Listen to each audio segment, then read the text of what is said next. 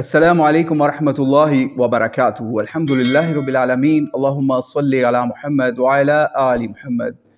इस वक्त पाकिस्तान के एक मारूफ शहर कराची और सिंध के कुछ साहिली इलाकों के ऊपर तूफ़ान के शदीद ख़तरात लाहक हैं और बहुत से इलाके पहले ही ज़ेर आब आ चुके हैं और वहाँ पे अच्छी भली तबाही भी हो चुकी। लेकिन इस सब को देखने के बावजूद इस वक्त भी कराची के या सिंध के कुछ इलाकों के बासी या रहने वाले अब्दुल्ला शाह गाज़ी रहमतुल्लाह अलैहि सलाम की क़ब्र या उनके मज़ार को इस वक्त ज़हन में रखे हुए हैं कि वो हमें बचा लेंगे और हमें तूफ़ान से कोई नुकसान नहीं पहुँचेगा।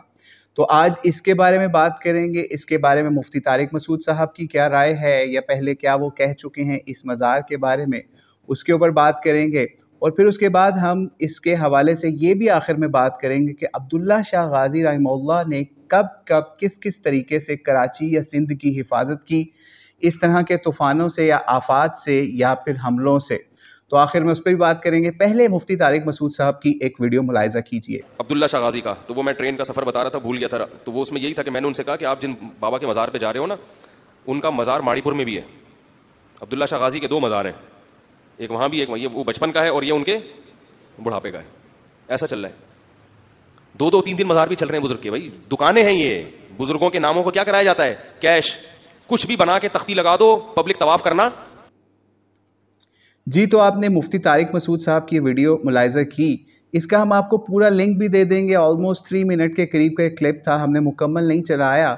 लेकिन इसके अंदर मुफ्ती तारिक मसूद साहब ने ये बात बताई कि एक तो ये कि अब्दुल्ला शाह गाज़ी के 2 मज़ारात हैं, एक माड़ीपुर में और दूसरा जो मारूफ है क्लिफ्टन में। ठीक है, यानी लोगों को यही नहीं पता कि असली मज़ार वो है या ये। लेकिन बहरहाल ये प्राइम लोकेशन है क्लिफ्टन, तो इस वजह से अब आपके सामने ही है वहाँ पे किस लिहाज से कितनी कितनी डेवलपमेंट्स हुई। सिर्फ यही नहीं, 2014 के करीब जब हमने एक पोस्ट देखी या ऑफिशियली देखा वॉइस ऑफ अमेरिका की पोस्ट में 4000, ठीक है, 4000 करोड़ कह लें या फिर 40 अरब की बजट रखा गया इसकी तज़ीन व आराइश, उसके अलावा इसके आसपास कंस्ट्रक्शंस के हवाले से। तो आप खुद सोचिए कि ये उस गरीब भीख मंगे मुल्क का हाल है कि मज़ार और उसके इर्द गिर्द के मज़ाफ़ात को तामीर करने के लिए इनके पास 40 अरब रुपया था, आज से तकरीबन 9-10 साल पहले। तो आज आप देख लें पाकिस्तान के हालात, इन मज़ारों को पालते पालते कहाँ पे पहुँच गए हैं। तो बहरहाल ये मुफ्ती तारिक मसूद साहब ने ये जो बात कही कि इस तरीके से 2 मज़ार हैं, फिर यानी यही नहीं अभी तक कन्फर्म दिया कौन सा असली है। और उन्होंने इसी वीडियो के अंदर एक और बहुत ज़बरदस्त बात की कि इन मज़ारात को उन्होंने दुकानदारी करार दिया। इन्होंने कहा कि ये लोग इस तरह से तवाफ़ करते हैं और इन कब्रों को कैश कराते हैं, तो हम उनकी इस हवाले से बहुत ज़्यादा तायद करते हैं इस हवाले से कि वाकई ऐसा ही है कि लोग कब्रों के ज़रिए से एक ये बिज़नेस चलाते हैं और इसका इस्लाम से कोई ताल्लुक़ नहीं है। मुफ्ती तारिक मसूद साहब ने भी अपनी इस वीडियो के अंदर, जो आप मुकम्मल देखेंगे उसके अंदर भी यही बात फरमाई। तो अल्लाह ताला हमारे इस मुसलमान बहन भाइयों को हिदायत दे जो कि आज भी अल्लाह को पुकारने की बजाय इन मज़ारात वालों को ही पुकारते हुए आपको नज़र आते हैं। और अब हम आगे चलते हैं कि शरीयत के अंदर हमें कोई ऐसी कुरान पाक की आयत या नबी अलैहिस्सलाम का अमल या हदीस या फ़ेल इस चीज़ की दावत नहीं देता कि हम आज कहें कि जनाब इन मज़ारात ने या अब्दुल्ला शाह गाज़ी ने कराची को बचाना है, जो कि सैकड़ों साल पहले इस दुनिया से जा चुके हुए हैं। अब आगे हम आपको एक स्टैटिस्टिक्स बताते हैं कि कब कब अब्दुल्ला शाह गाज़ी ने कराची को बचाया। ठीक है, अब आपको बताते हैं 1999 में यानी 1999 के अंदर एक बदतरीन इसी किस्म का तूफ़ान या फिर इसी तरीके से समुद्री तूफ़ानी हुई, जिसमें ठट्ठा बदीन और भी इलाके, कैटी बंदरगाह भी और कुछ इलाके ज़ेर आब आए, जिसके अंदर सैकड़ों हज़ारों लोग जो हैं वो मुतासिर हुए, लाखों लोग बल्कि मुतासिर हुए। हम आपको एक BBC का लिंक भी देते हैं जिसके अंदर ये रिसर्च भी है, बताया गया 20 लाख लोग मुतासिर हुए थे उस तूफ़ान से या उस सैलाब से, और 1,38,000 घर जो हैं वो फारिग हो गए थे उसकी वजह से, और 2,56,000 एकड़ ज़मीन जो है ना वो तबाह हो गई थी। यानी आप ये सोचिए, ठीक है। اور صرف یہی نہیں، یہ تو آپ یہ سوچیے ٹھٹھا کے آس پاس اور بدین کے آس پاس یہ ہوا، اور ٹھٹھا اور بدین کوئی کراچی سے کوئی دوسری دنیا سے نہیں ہے دور، یا کلفٹن سے، کلفٹن سے سمجھ لیجئے چند 100 یہ 100 کلومیٹر کے قریب ہے بدین، ٹھیک ہے، یعنی جہاں پہ عبداللہ شاہ غازی کا مشہور مزار جو ہے اس سے تقریباً، یعنی عبداللہ شاہ غازی نہ تو کراچی کی اس معاملے میں حفاظت کر سکے نہ بدین کی، ٹھیک ہے۔ تو آپ خود سوچ لیجئے کہ عبداللہ شاہ غازی کا کیا لیول ہوگا کہ وہ وفات کے بعد بھی آج کراچی کی حفاظت کریں۔ اور پھر یہی نہیں، اسی دوران جب یہ طوفان آیا تو اس کے سلسلے میں 99 میں، ٹھیک ہے، جو طوفانی بارشیں ہوئیں اس پہ صرف کراچی کے اندر تقریباً کوئی 1.5-2 درجن کے قریب لوگ بھی مارے گئے، یعنی 16 جو ہیں وہ BBC رپورٹ کے مطابق اس طوفانی بارشوں سے بھی 16 لوگ جو ہیں وہ ہلاک ہوئے یا جاں بحق ہوئے، ٹھیک ہے۔ پھر صرف یہی نہیں، پھر جو ساحل کے اوپر تقریباً 500 کشتیاں تھیں ان کا بھی کیما بن گیا، ٹھیک ہے، ہم ان کی بھی تصویر آپ کو دکھا دیتے ہیں، یہ بھی BBC رپورٹ نے ہی رپورٹ دی، ٹھیک ہے۔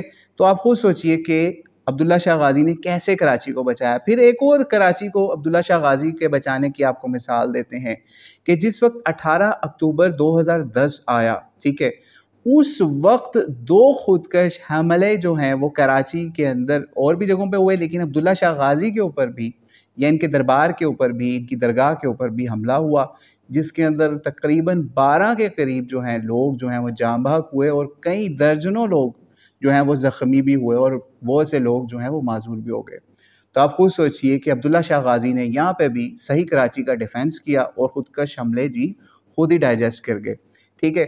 پھر آگے چلتے ہیں، اسی طریقے سے 2000 سمجھ لیجئے 2000 سے لے کے سن 2000 سے لے کے 2020 تک کراچی کے اندر لا تعداد کہہ لیں درجنوں خودکش حملے ہوئے، درجنوں پولیس مقابلے ہوئے، درجنوں نہیں بلکہ ہزاروں چوری اور وارداتیں ہوئی، جو کہ ڈاکے زنی ہوئے، سینکڑوں ان کی CCTV فوٹیج بھی بنی، جس کے اندر سینکڑوں ہزاروں لوگ اپنی جان سے ہاتھ دھو بیٹھے، عبداللہ شاہ غازی نے ان کو بھی بچا لیا مرنے سے، ٹھیک ہے۔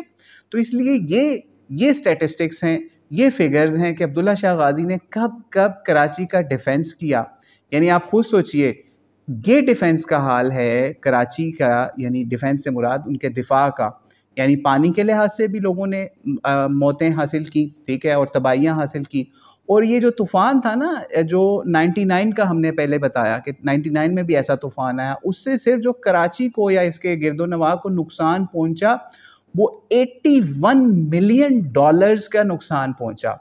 تو اس کا ذمہ دار کیا عبداللہ شاہ غازی تھے؟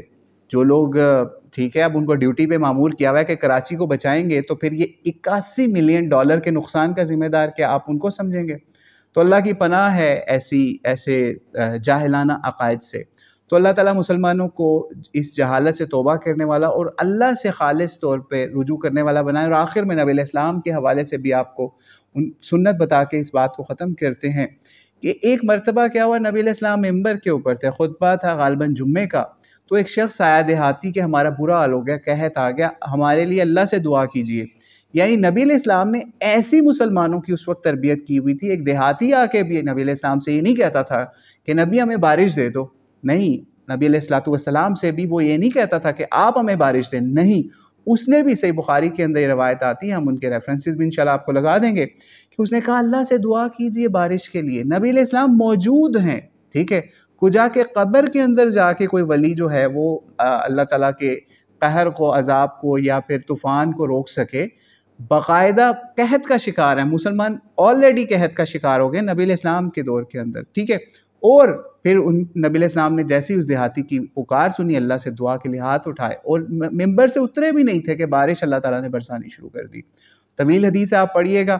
تو بہرحال لیکن اس سے پتہ چلا کہ نبی علیہ السلام جب مسلمانوں میں تھے اس وقت بھی وہ اللہ کو پکارتے تھے۔ آج بھی مسلمانوں کو یہی درس نبی علیہ السلام کی سنت سے، سیرت سے ملتا ہے کہ اللہ کو ہی پکاریں۔ جب نبی علیہ السلام اس دنیا سے رخصت ہو گئے، یعنی قبر مبارک میں تشریف لے گئے، تو اس وقت جب حضرت عمر کا دور بھی آیا، تو حضرت عمر کے دور کے اندر بھی قحط یا ایسا بارش کے بغیر برا حال تھا مسلمانوں کا۔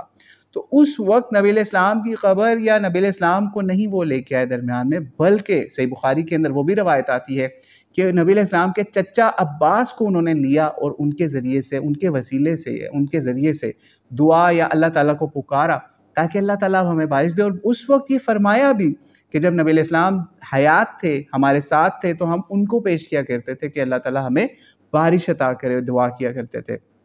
لیکن آج وہ نہیں ہے، تو ہم ان کے خاندان سے اعلیٰ ترین شخص یعنی حضرت عباس کو، جو نبی علیہ السلام کے چچا تھے، ان کو پیش کر رہے ہیں کہ اللہ تعالیٰ بارش دے، اور بتایا جاتا ہے کہ اللہ تعالیٰ نے بارش دی۔ تو یہ تھا نبی علیہ السلام کا اسوہ۔ پھر اس کے بعد صحابہ کا عمل یعنی حضرت عمر کا بھی عمل ہم نے بتا دیا۔ اب ہمارے ان بریلوی یا شیعہ یا اور جو صوفی لوگ ہیں ان کی مرضی ہے، قبر پرستی کریں، قبریں جو ہیں ان کو کیش کروائیں، ان سے مانگیں، یا پھر اللہ کے نبی کی سنت پہ جائیں، دعا کریں اللہ تعالیٰ سے، اور صحابہ کے طریقے پہ، اہل بیت کے طریقے پہ جائیں کہ اللہ تعالیٰ سے دعا کریں اللہ تعالیٰ ہمیں اس بدترین طوفان سے محفوظ فرمائے۔ واللہ اعلم بالصواب۔ السلام علیکم ورحمۃ اللہ وبرکاتہ۔